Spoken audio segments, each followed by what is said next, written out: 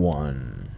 It was a typical Friday night with beers, campfires, and the guys, which was a weekly occurrence for us to get away from our respective significant others for some time. Before long, it was well after midnight. Knowing I had already overstayed my welcome, I denied my friend's offer to crash on his couch and began walking home. It's a pretty long walk, about 35 minutes, but there are sidewalks and street lamps most of the way, so it's not unbearable. I buttoned up my coat, said my goodbyes, and got to walking. It was brisk, but I didn't mind it, and had a nice buzz going along with my coat to keep me warm. As is the typical plan when walking home after a night out, I put my headphones in and kinda just spaced out as I traveled, occasionally checking my phone for texts. This wasn't the kind of town you needed to worry about getting jumped in. In fact, it's the kind of place where the only reason you'd want your headphones off is in case a friendly neighbor yelled to offer you a ride, you didn't answer and they took it as unkind. I stayed in my spaced out phase until I had to pass the wood, which is a particularly dark stretch of road. There's a sidewalk on one side with a handful of street lamps pooling light in front of houses, but on the other is a pretty thick stretch of woods with no light, no houses, no developments. It's basically a swamp that's too expensive to build on, so it's just kind of remained untouched. Every time I get to the strip, I tend to perk up a bit, and not because I'm worried about some ghoulish creature grabbing me from the woods, but because of the drunk drivers. This stretch of road is long, straight, and dark, a perfect place for young drivers to think they should rev up their engines. At least once a year, some kid is struck by a car here, usually by a fellow high schooler partying late at night. Occasionally, small crosses and bouquets of flower will be left near the sites of their accidents as constant reminders. So when I thought I heard a quick honk from behind me, I was ready and basically jumped off of the sidewalk and onto the lawn of the house I was in front of. Pulling out my headphones in the process, I turned to throw a finger at whoever would be blowing by me in their car. There was nothing there. I stood up and looked around. Pulling out my headphones really heightened the silence of the night, and heard the creaking of the trees in the woods as the wind swept through them. Down the road both ways, I could see nothing, save for the pinpoints of darkness on both ends where my sight could not reach. Chalking it up to a nervous imagination, I took one last look down the road and put my headphones back on. Walking in between the pools of yellow light down the sidewalk, it wasn't 2 minutes before I thought I had heard it again. I didn't get startled this time, and not seeing headlights, merely looked behind me to check for cars. Still nothing.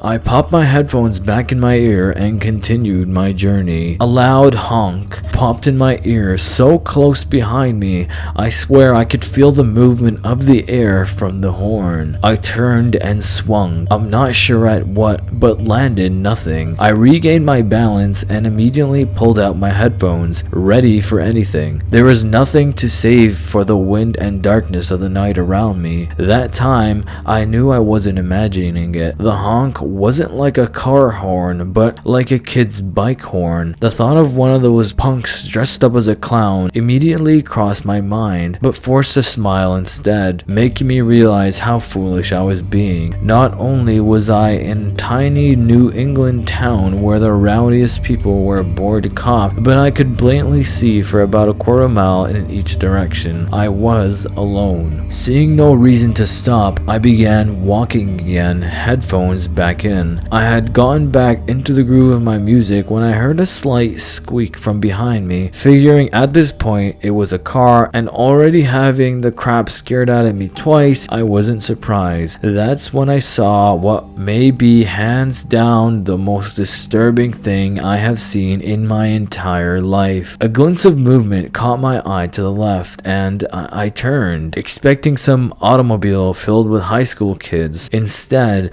it was a fully grown man dressed up in a cartoonish clown costume, patiently gently cycling a child's tricycle down the dark country road I was walking in. He didn't look over, didn't falter, wave, or even acknowledge me. He just kept his eyes straight on the road, hands on the handlebar, and near silently past me slowly, save for the slight squeaking of an unoiled wheel bearing. I stopped, mouth agape, and watched as he slowly pedaled through the pool of light given off by the streetlight and into the darkness and in between the next. I waited a moment, but he didn't pass through onto the other side. I was given a pretty tough choice here: turn around and face my back to this guy, go through the forest on my left to avoid this guy and likely sprain my ankle, or walk right up to him in the dark and face him. Maybe it was the drunk confidence or the fact that I really hated this stupid media clown trend, but like every horror movie cliche, I chose the latter. I walked cautiously to this pool of yellow light given off by the street lamp towards the edge and looked into the shadows beyond. Beyond the light, I could see the faintest outlines of a silhouette in the distance. I stepped out of the light and into the shadows to get a better view. It was him all right, his silhouette anyway, just sitting there on his tricycle towards the edge of the road with his back to me. I walked up cautiously, putting on my iPhone flashlight, which provided next to no light. I got almost close enough to touch him when I smelt it. The stench coming from this guy was terrible. He smelled like crap and rotting meat. I gagged, almost throwing up. I had gotten this far though and moved closer, touching him on his shoulder. Hey buddy, are you okay? The light on my phone was just strong enough for me to make out some features in the dark. His clothing was definitely clown-like and looked remarkably clean. Ridiculous red hair covered his head, and the white skin on the bald part of his head looked like rubber. I stepped closer, realizing it was a mask. Still, he didn't move. Listen, buddy, I'm not sure what you're trying to do, but I touched him on the shoulder, and again, he began to slump.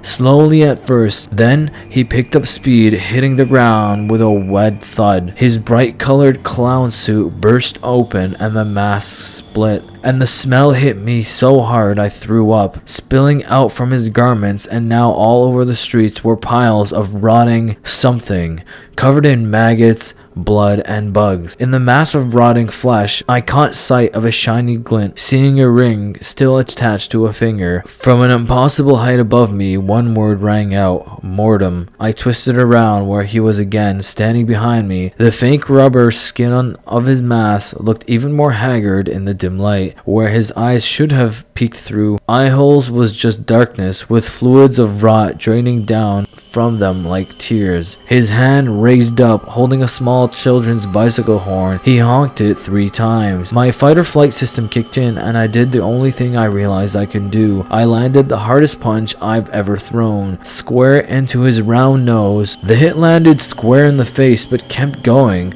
I felt like I watched it in slow motion as I watched my fist hit his face, then watched his face bend like rubber as my fist kept going through, stretch outwards like silly putty. In a flash, I had both of my hands back up. His face was still slightly sagging from where I hit, but the elasticity of it quickly bringing it back to form. He began a muffled, throaty laugh. With my fight or flight system still in force, I did the only other thing I could do. I bolted. As I moved down the street, I heard laughter coming from the woods to the right. I caught quick glimpses of him in different poses, hanging from nooses in the trees or in a crumpled pile on the ground, always looking at me from the darkness of the woods with his empty eyes.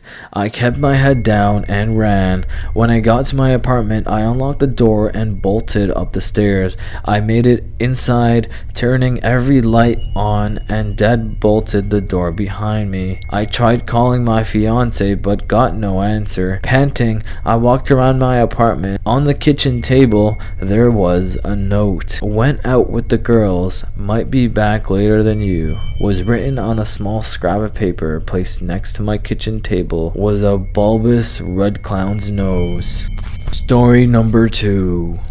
I lived with my grandparents. I'm also very shy and have zero friends I regularly hang out with. I signed up for a salsa dancing club that met on Friday nights.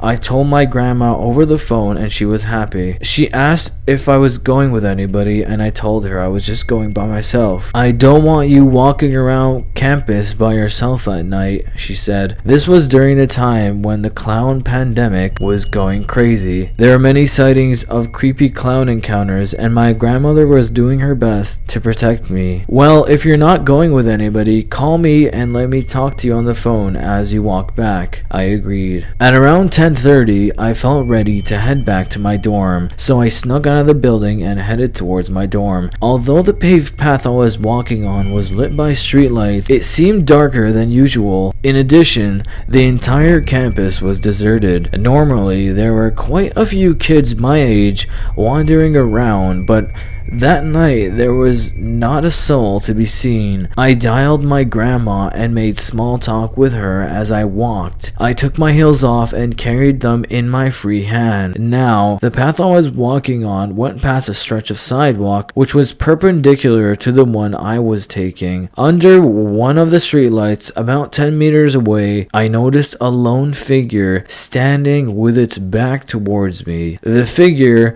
hearing me chatting on the phone, slowly turned towards me. He was tall and heavyset with wild red hair and appeared to be wearing light blue pajamas. His face was obscured by a killer clown mask. The mask was stark white with dark black eye sockets and a twisted malicious grin. Time seemed to suddenly slow way down. The clown did not move towards me. He simply stood there staring, and I knew I had to think fast. I contemplated my options. A. Scream like a little girl and run.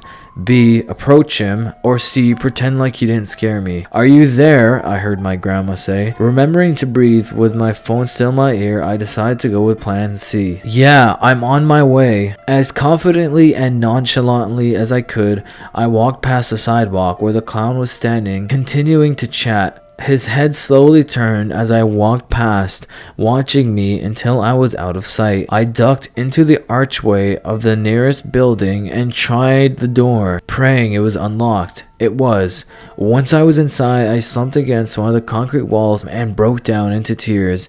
I explained to my grandma what had just happened. My grandma yelled for my grandpa to dial the campus police so I could stay on the line with her. I got up and started pacing up and down the empty halls, checking every door and window to see if that psycho clown had followed me.